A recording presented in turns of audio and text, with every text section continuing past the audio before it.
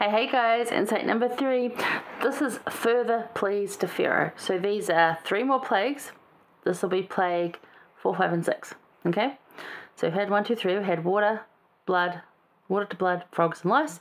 This is flies, boils, and what's the other one? Oh, the cattle. Yeah. Anyway. So let's have a look at that. Alright. So flies were a challenge to Uatchit. I probably can't say that right. He was the god of flies. And that's in 824. The Lord did so, and there came a grievous swarm of flies into the house of Pharaoh and into his servants' houses and in all the land of Egypt. The land was corrupted by reason of the swarm of flies. Now, whether these are scarabs or actual flies, I'm not entirely sure, and there's varying debates on that topic. Nonetheless, it was another grotty insect that swarmed everything. And while flies and scarabs have their purpose, we don't need a swarm of them in our home. It's annoying when we have 1 or 2. We try and get rid of that. We work quite extensively to get flies and bugs out of our homes. Kind of don't want that. I don't mind the odd spider hanging out in the corner if it's not poisonous, but I really don't want a swarm of them, right?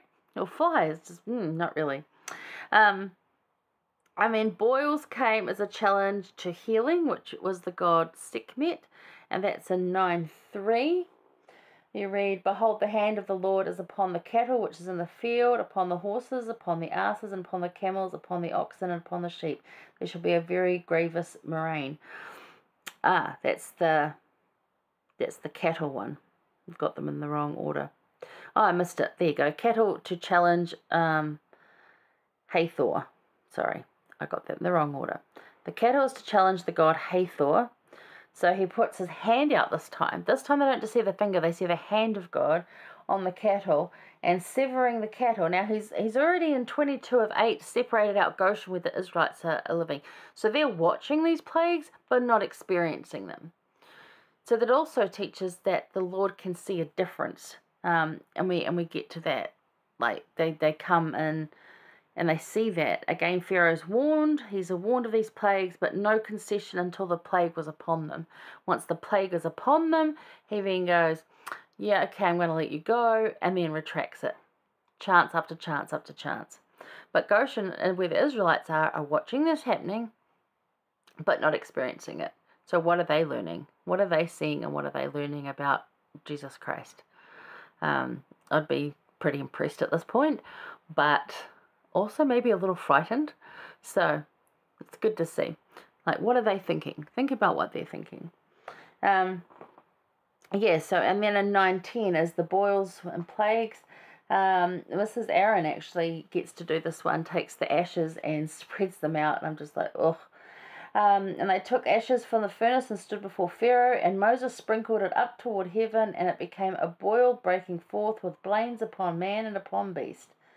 So in 8 he says to Moses and Aaron, take your handful of ashes from the furnace. So they both get to do it, and they sprinkle it before Pharaoh. So it's like sprinkling a disease in the air. It'd be like waving a tube of COVID around if we had that, like smallpox or something. It's horrible. Have you ever had a boil? It's horrible. And these people were getting covered in them. It's a viral thing. It's nasty.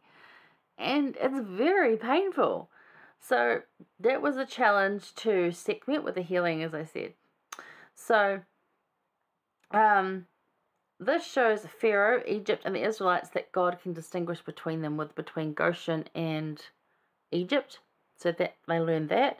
The 5th plague was also warned, but the 6th came without warning. So the 5th plague on the cattle, they were warned. Now, some of the servants heard this with the warning, and they moved their cattle inside because they were starting to believe. Some of the Egyptian servants of Pharaoh's court heard this, were starting to believe. Plague number 6, the boils and disgustingness of that, wasn't warned about. He got no warning in this one. They just came in and went with the ash and did it because Pharaoh said, no, I'm not letting you go. So again, Pharaoh has chances to change his hardened heart, but chooses bitter, not better. Pharaoh, and remember Pharaoh in Exodus 5:2 asks, "Who is the Lord that I should obey him?" So far he's had like 6, 7, 8 opportunities to change, and he hasn't taken any of them. But by now, I think he's knowing who the Lord is better. I don't think he would be saying now, "Who is the Lord that I should obey him?" I think now he's thinking, this is a God that I probably should listen to, but I'm not going to because I'm still better than him. That's a bit harsh. So that's those 3, and you can, look at these and study them. Please do. Don't just go by what I'm saying. Have a look at it. It's an interesting way to look at it. And again, think of, what are the Israelites thinking at this point? What are the Egyptians thinking? Some of them are believing because they took the cattle inside. They took the warning. And they're suffering, but they're still believing. That's a journey for them as well, a change of heart and a process. And Pharaoh is getting every chance and still saying no. Saying yes and then retracting. And we'll talk about why that happens in the last one. But anyway, Elder Holland, he said, "If for a while the harder you try, the harder it gets, take heart. So it has been with the best people who ever lived." When you think about that. So this is Moses and Aaron, the Israelites. The harder they try, the harder it gets. But so it has been with the best people that have ever lived. So take heart. It's a process. And, this harshness that was brought upon the Israelites was not their fault. This was placed upon them, as so many of our trials are. A lot of the trials that you experience are actually not your fault. And yes, you can grow from them, and yes, you can learn from them, but not every single one of them is a learning process. This one is for the Israelites, but not every single one is. Maybe some of the Israelites didn't need this learning process, and yet they still had to go through it with everyone else.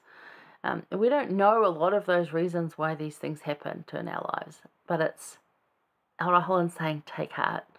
Because if you're feeling like this, so it has been with some of the best people that have ever lived. They have all felt that, whether they have been members of our church or not. If the harder they try, the harder it gets, take heart. It has been so with the best people. That's because you're putting effort out there and really giving it a try. That's just how it is in the world.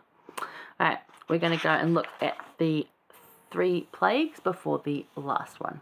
I'll see you there.